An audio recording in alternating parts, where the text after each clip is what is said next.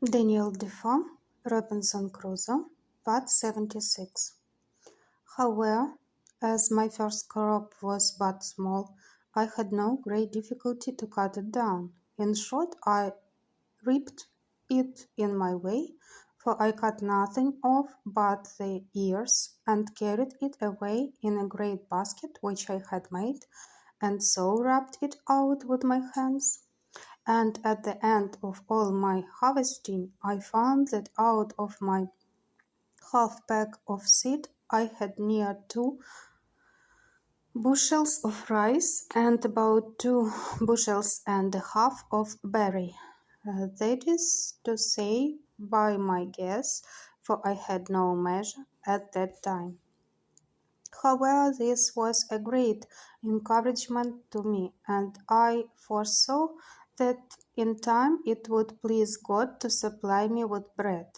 And yet here I was perplexed again, for I neither knew how to grind or make meal of my corn, or indeed how to clean it and pot it. Nor if made into meal, how to make bread of it, and if how to make it, yet I knew not how to bake it. These things being added to my desire of having a good quantity for store, and to secure a constant supply, I resolved not to taste any of this crop, but to preserve it all for seed against the next season, and in the meantime to employ all my study and hours of working to accomplish this great work of providing myself with corn and bread. It might be truly said that now I worked for my bread. I believe few people have thought much upon the strange multitude of little things necessary in the providing, producing, curing, dressing, making, and finishing this one article of bread.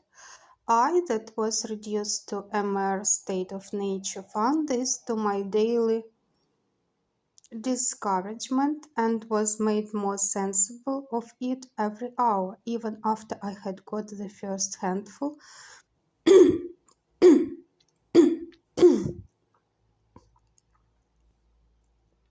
of, of seed corn, which, as I have said, came up unexpectedly, and indeed to a surprise.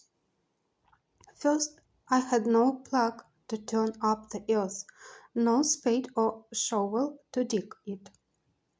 Well, this I conquered by making me a wooden spade,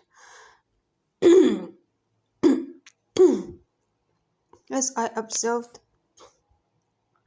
before. But this did my work, but in a wooden manner, and though it cost me a great many days to make it, yet, for want of iron, it not only wore out soon, but made my work the harder, and made it be performed much worse.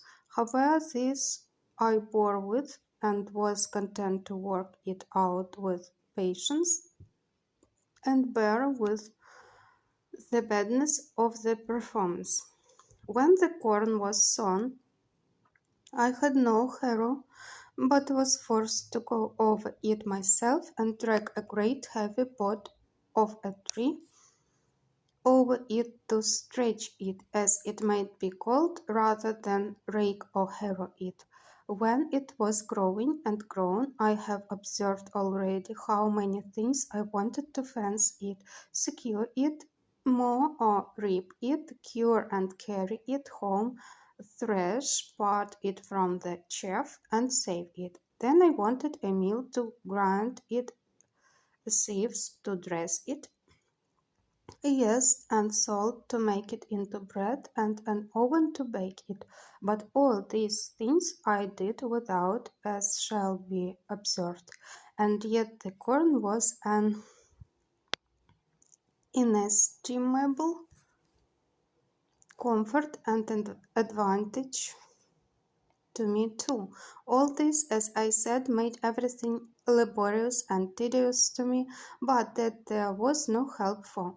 Neither was my time so much lost to me, because as I had divided it, a certain part of it was every day appointed to these works, and as I had resolved to use none of the corn for bread, till I had a greater quantity by me, I had the next 6 months to apply myself wholly by labor and invention to furnish myself with proper for the performing all the operations necessary for making the corn when I had it fit for my use.